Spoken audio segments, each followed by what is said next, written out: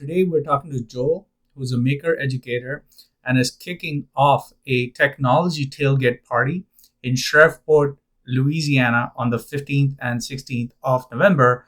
And all of you makers are invited. Please tell us a little bit about what you're doing right now. Well, I'm real excited because I'm now involved in a pretty major project. The Louisiana government is actually contracted me to help them boost their maker experience in Northwest Louisiana, and we're taking a maker fair that averaged like 500 attendees, and this year we're going to have over 5,000. Oh, We're wow. going to have makers from all over the country and actually all over the world coming in and showcasing their skill sets, their projects, as well as passing on some of their knowledge. We even have a guy coming in from Iceland, and all these maker spaces. A lot of them went under during Hmm. COVID, Hmm. and that's a crying shame. Well, in Iceland, they have very remote regions with some populations, and they're stuck out in the middle of nowhere. And if it was a membership based thing, it probably would die. Right. So the government has stepped in and actually funds these things as if they're libraries, and has enabled folks to have access to tools, equipment, and resources and training that they normally would never get. And when you're in a remote region, that's a godsend. And to Yeah. have it accessible to you, I mean, that's just a wonderful thing. And so we're inviting him in order to motivate the government leaders. We're actually having a special event just for dignitaries, and we're hoping to get them so excited about what the potential of making movement is, the maker movement, so that they more investments will be made towards that, and more support will be made. So yeah, we've got some pretty aggressive strategies, and the reason I do all this is that Martin Luther King said that there's two most important days of your life: the day you were born and the day you found the reason why. And I've discovered that my calling is to build the next generation of skilled technicians, with the vast majority of the boomer and the X generation about to depart the workforce. The future generations have not had access to the tools and equipment and knowledge to be able to do what the past generations have done, and they haven't been encouraged to do that. So where are we going to get our talent? Where are we going to get people that can fix Yeah. things? Where are we going to Yeah. get people to be able to do the things that the boomers know how to do? Hmm. And the kids have very resistive to want to get their hands dirty and want to go to a tech school, but go to a 4-year degree and get a PhD in breakdancing, but they won't come learn how to run a plumbing system. I know you've had tons of experience in doing different things, plus also as a maker educator. So tell us a little bit about your, work experience and your educator journey that sort of brought you to this point. I keep falling up. I uh, I attended an engineering conference in October of 2002, and it was 30 degrees Fahrenheit outside. Wow. And we went to this conference, and there were 600 attendees. 90% of them were about to retire. I Wow. walk outside in 30-degree weather in Nashville, Tennessee, and there were 5,000 15 to 20 something year old kids standing in line singing. And I didn't understand why. And I was like, why the heck are they standing in the cold singing outside, standing in line? And so I went up and asked them, and they said, well, we're trying to get on American Idol so we can win $1 million. And I'm at an engineering conference, and 600 attendees, 90% of them said they were going to retire. That's pretty scary. And because I knew that these were the best of the best. Well, that was 20 years ago. I was actually 22 years ago. Right. Some of those people have not only retired, they're gone. Hmm. In fact, the guy that passed, that asked the question, he's passed. Wow. So we've got to, and so I wrote a song, believe it or not, since kids like to sing songs, I wrote a song called the Maintenance Crisis Song, and it's been re-recorded in 15 genres, the same lyrics. It's been played all over the world, been played on CNBC, National Public Radio, all over the place. And then I toured back about 2008 or 9. I toured a makerspace. And then in 2012, I actually tried to build one, and we had one set up in 2014. And the first year, we had 16 new companies formed, 9 patents filed, and over 50 people got jobs. Wow. So I realized that the maker movement is going to help address what the song I called the maintenance crisis. It's going to build the pipeline of talent, get people exposed to all the skill sets that they need to have at a modest fee, and be able to build the communities that we have to have in order to do that. It's been re-recorded not only in the garage band version that you'll see in the YouTube, but it's gotten hip hop, bluegrass, gospel, blues. It's been recorded in Greek. It's been recorded in French. It's been amazing how that it's been played at hundreds of conferences all over the world. It actually helped pave the way for me to travel around the world 5 times, where they want me to speak about this. That's fantastic. When you were traveling around the world, you were mostly talking about making, but I think visually one of the things that really stood out was the big hammer that you carried. Right? I'd love to. I've got it in here if you want me to show you. It's still wrapped. Please tell us about that, because I know that's been quite iconic, actually. So I helped build this maker space. We only had 2,000 square foot, and our landlord could have gotten us a bigger building, but we had to be able to pay more in order to get it. Right. So we were like, oh, how can we do this? Well, we had put call for equipment and all this. And well, I had a family reach out to me saying that they ruined their transmission, and it's better to just, as opposed to reselling, it's better to just write it off on their taxes. So they'd love to donate it to us. So we took a Volvo, put it out there in some events, and let people pay us for the chance to smack that Volvo around. And so we were like, well, we can get more money if we had a bigger hammer. So we took scrap parts we got from a machine shop, and I visually put this together in my head, all these parts, and they're the bottom of it, believe it or not, is a rotor bearing that went on to where they secure the blades that go into a helicopter, is actually the bottom of the hammer. Oh, wow. The head of the hammer is literally a rotor bearing that goes into a helicopter.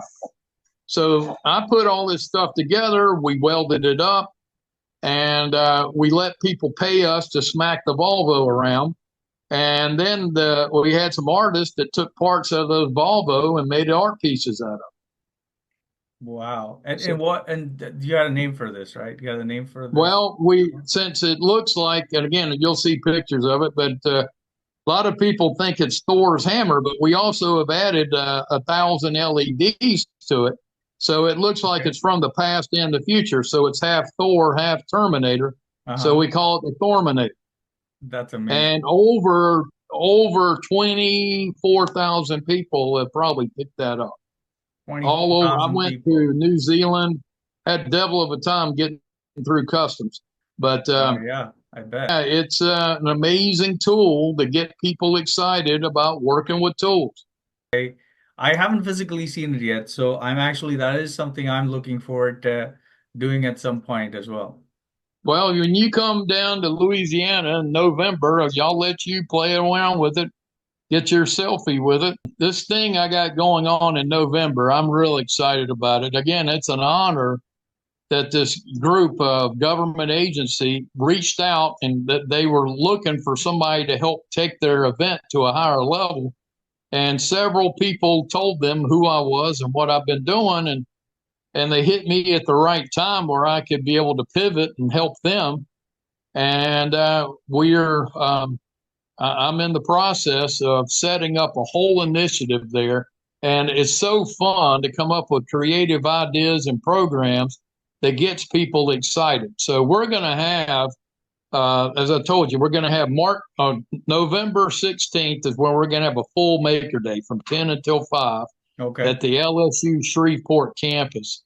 Huge complex, lots of old cotton fields have been turned into grasslands and fields.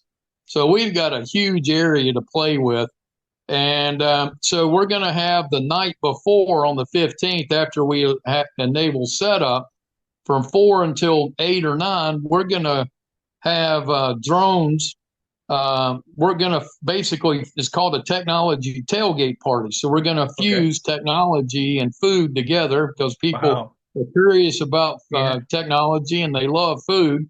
Uh-huh. So, so we're going to have Shreveport is to pay tribute to their legacy. Hank Williams, I don't know if you know what I'm talking about, the country star from the 50s, Okay. wrote a very popular song called Jambalaya, Crawfish Pie, Filet Gumbo. Well, we're going to be playing that song as we have drones. I just secured a drone pilot today. He has a drone that can handle a 20-gallon or 20-pound payload, Okay. and and be able to drop the ingredients for jambalaya out of the sky into a giant pot.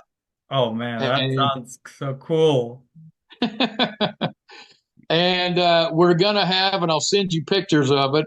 We're gonna have robots or remote control tricycles that will be the waiters. And we've got Oh, wow. a guy invented one that it has a stuffed animal he's got one with the giraffe and another one. It looks real. He's got an octopus and he's got two tentacles riding on the steering wheel and two tentacles on the pedals. And I swear it looks like this obstacle is really driving this Oh my tricycle. goodness. That sounds And fantastic. yeah, and they put the remote controls in a Starbucks cup. So you literally walk around, nobody knows it's No, you. you They're can. driving. Oh, I love stealth stuff like that. Freaks people out. Yeah, It's like, yeah. where the heck is this going? How is this being happening? And then we're going to have a red wagon behind it that's going to pull. When we have the jambalaya, we're going to serve it in red silo cups, load up the wagons with the servings, and people can reach in, grab their jambalaya. And I just got a guy who made the 16-foot fire trumpets. Guy's only like 28 years old. He's out of Rochester, New York, and he's going to drive all the way down to Shreveport. He made these 16-foot tall, 8 of them, and they're in the shape of the royal trumpets that they had in medieval times, except they shoot straight up in the air and they have propane gas that shoots outward, and he can control which one goes off. He also has it set up to where it's synchronized to music, and it'll actually Wow. play in accordance to the music. Oh my And goodness. so I Wow. wanted those, but again, he can't bring those down because they're committed to Rochester. But what he is bringing is, I'm happy with these things. He's got a 10-foot diameter volcano that shoots out propane flames out of the middle. Wow. And then he also has a fire breathing dragon that he's invented. And he's invented I don't know what this looks like. I hadn't seen it yet, but I imagine it's going to be pretty cool. A flaming pumpkin that, so Wow. this is in mid-November. So it'll be right in pumpkin season. And it'll be really cool to see what he can do. And then that sparked. So since we're having this technology tailgate party and we're going to again fuse food and technology together and make it interesting and fun, I was like, well, what am I going to serve other than jambalaya? I need to figure out a dessert. Well, when he said he's going to have a flaming dragon, a fire breathing dragon, I'm going to have somebody dressed up in a devil's outfit and have somebody have a pitchfork, and we're going to stick marshmallows on the pitchfork and let them roast the marshmallows. Oh and wow, and that sounds like a fun activity. and then we're going to put that on the wagon that the octopus and the giraffe are pulling around, and people can have a s'mores bar and be able to do that. Wow, yeah. Um, I bet for a lot of listeners and viewers, that could, I mean, that's an activity you should travel for. yeah, well, if they can come, we'll put them up. We're actually for VIP makers, they're actually giving me a budget that I'm actually, and that's what I'm extending to you.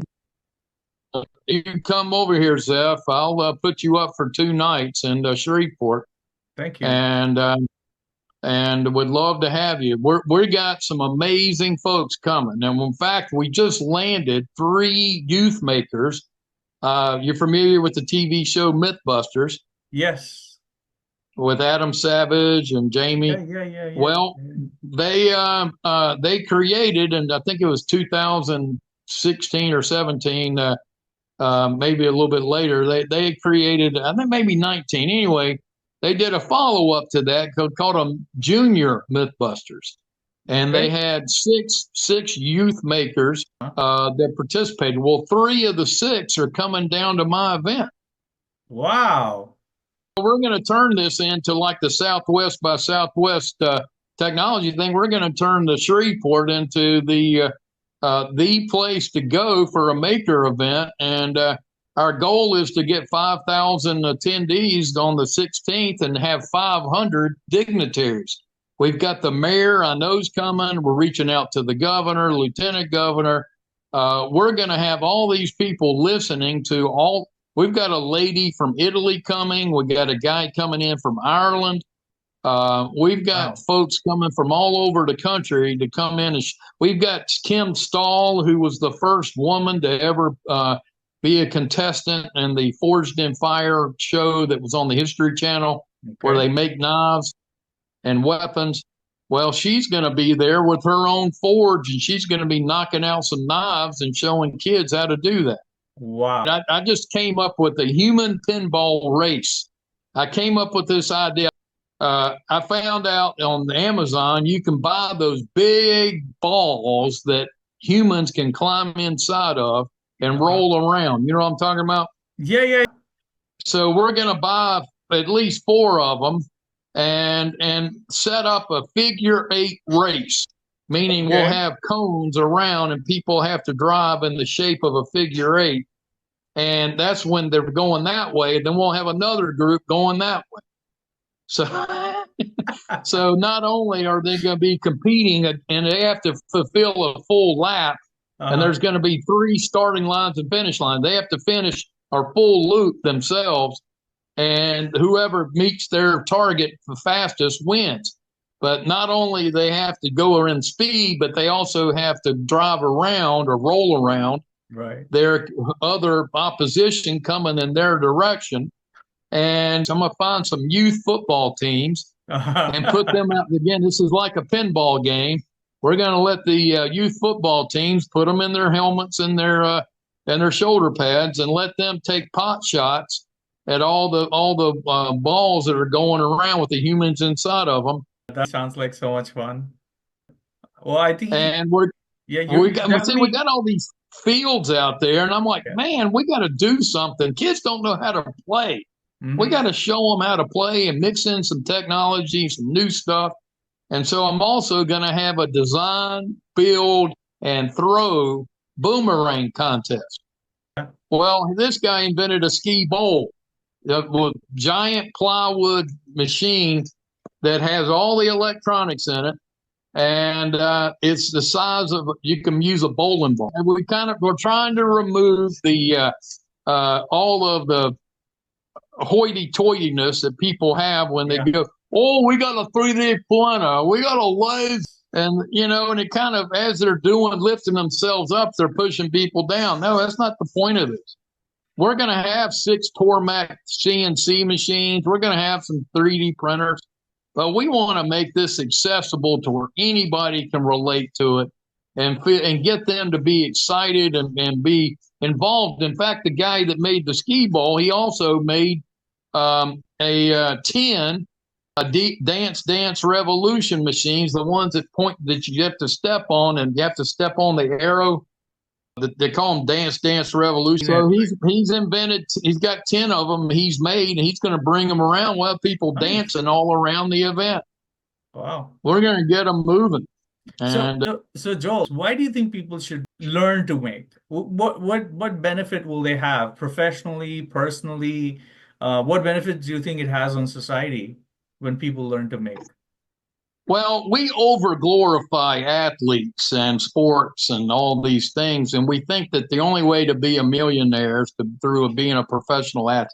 Hmm. There's a lot more millionaires that are plumbers and electricians and manage their own companies in those sectors, and they support. I mean, we cannot depend on athletics and entertainment to keep our society going. So we have to have folks, and again, the vast majority of the boomers that did these jobs are leaving us.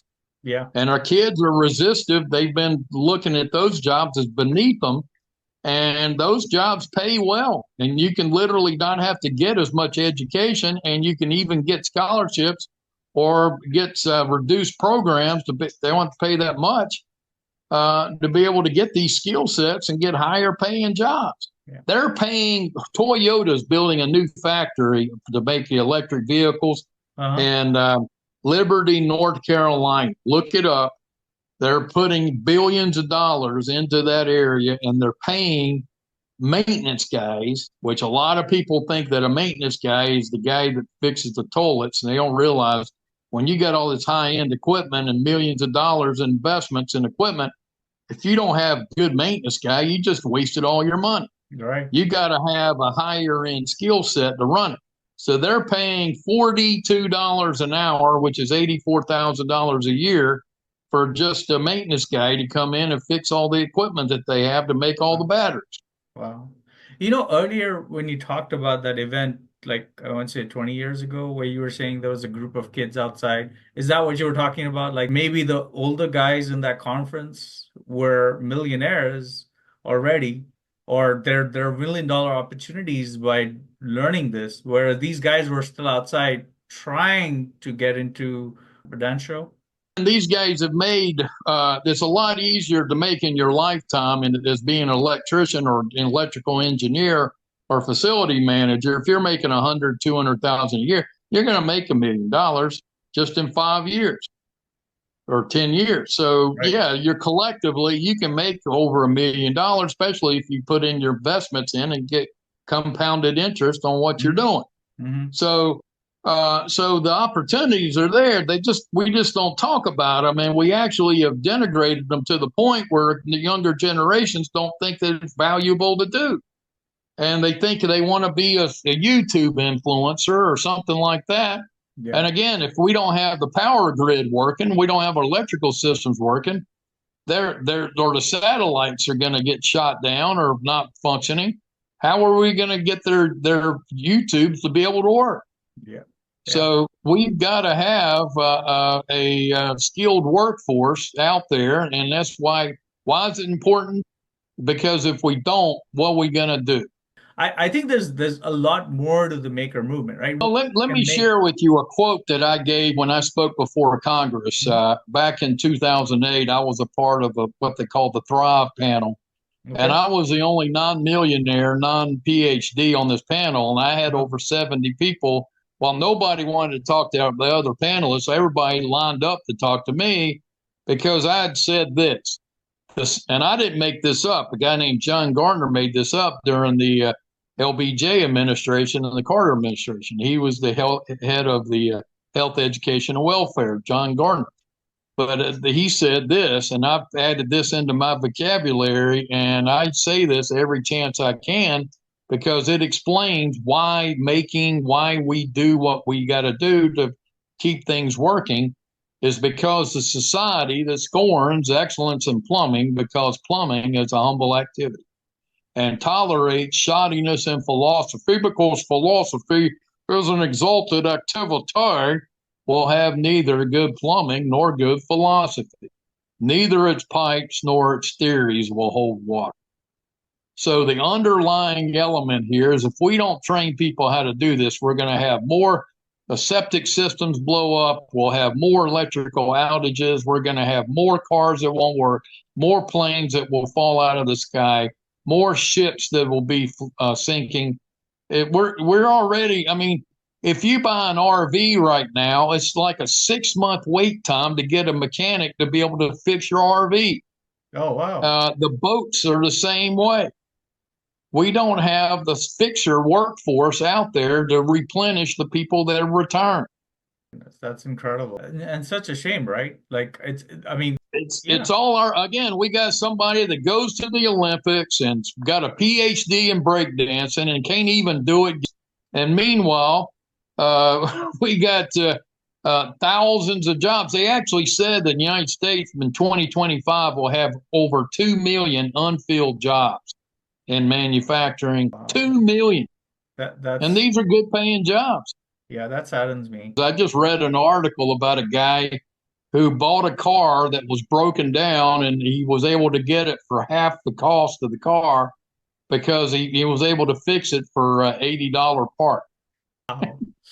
Wow, that is incredible. And you know the reality is like I got really interested in some 3D printing, for example, right? The consumer side of it, it wasn't industrial 3D printing. But even something as small as that really excited me because it gave me a tool that I could manufacture with. Whereas, you know, 5, 10, 15 years ago, if I wanted to make something, small something, I mean, I have so many things lying around here. Like this is a phone stand. If I had to make this, I had to get a manufacturer involved. And now I became the manufacturer. And for me, that Yeah. is exciting. It's empowering even, right? I just went down to New Zealand and this is made out of titanium Oh my and goodness. Wow. 3D printed. And the inside of the gear was actually made inside of the wrench as it was made. So like it was a print in place model, basically. Yeah. Yeah. And they also gave me this special bottle opener that's very, very light and very, very strong. I find very fascinating about manufacturing today or making. I mean, I'm saying making because the way in my, at least in my head, I draw the line between making and manufacturing is that making is a more involved process where you own more than just the processing of the raw material, whereas manufacturing is kind of a little bit of an older word where somebody gives you something to make and then you don't have any control over the design of it. So again, I'm just using it to define Yeah. it the way I feel. But do you feel that that's maybe how things are going to evolve? You know, Well, where the neat thing people. about this is this thing right here is so exciting. It's like the gateway drug to manufacturing to getting kids excited about making stuff. They see that they can take an idea. And I love this movement where fathers are going in and taking the drawings that their kids do of a car, and then they go in and actually 3D print that and give it to the kid. So, have you ever heard of the term future forward? Feature You phone. go ask a bunch of high school kids. What we do as a society, we do a very terrible job to our kids. We put them in the programs for 12 years. They come out, even they come out of college, they still have no clue as to what they want to do. Mm-hmm. The great thing about this maker movement is it gives them hands-on experience where they're actually working with people and building things and making things and getting that sense of satisfaction, and all the things that they're learning can easily be transferred into something else.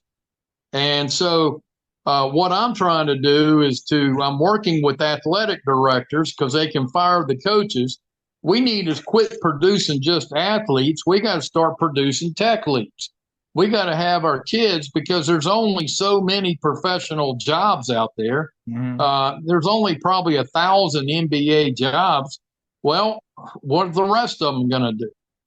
How well if they use the same skill sets of learning, working as a team, being building their training and all these things they do to prepare, they take that same level of intensity, incorporate their technical skills into that.